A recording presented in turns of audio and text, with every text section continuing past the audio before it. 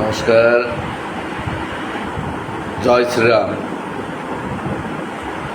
বন্ধুরা, আপনারা দেখেছেন যে কিভাবে আমাদের সনাতনী সম্প্রদায়ের আরাধ্য দেবতা, আমাদের পরমেশ্বর, আমাদের ভগবান শ্রীরামকে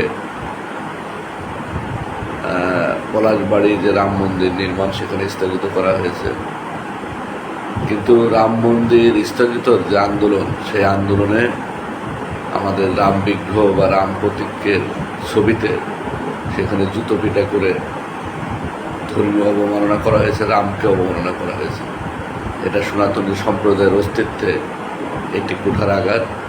আমরা দেখছেন তারপর থেকেই সারা বাংলাদেশের বিভিন্ন স্থানে আন্দোলন সংগ্রাম চলছে।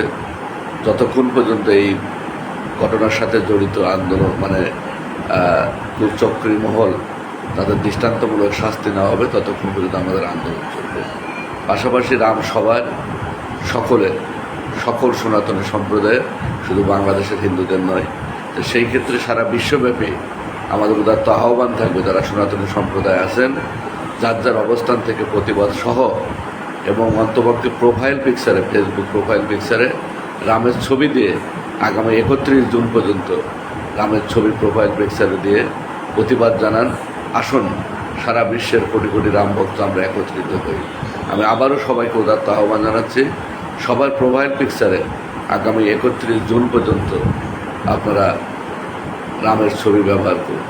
পাশাপাশি আগামী 19 তারিখ শাহবাগ জাদুঘরের সামনে বিকেল 5টায় যে বিক্ষোভ মিছিল এবং মশাল মিছিলের আহ্বান জানানো হয়েছে, সেই আহ্বানে আপনারা সবাই সম্মিলিতভাবে শরিক হবেন। আসুন, সনাতন অস্তিত্ব রক্ষায় আমরা ঐক্যবদ্ধ হই। জয় শ্রীরাম।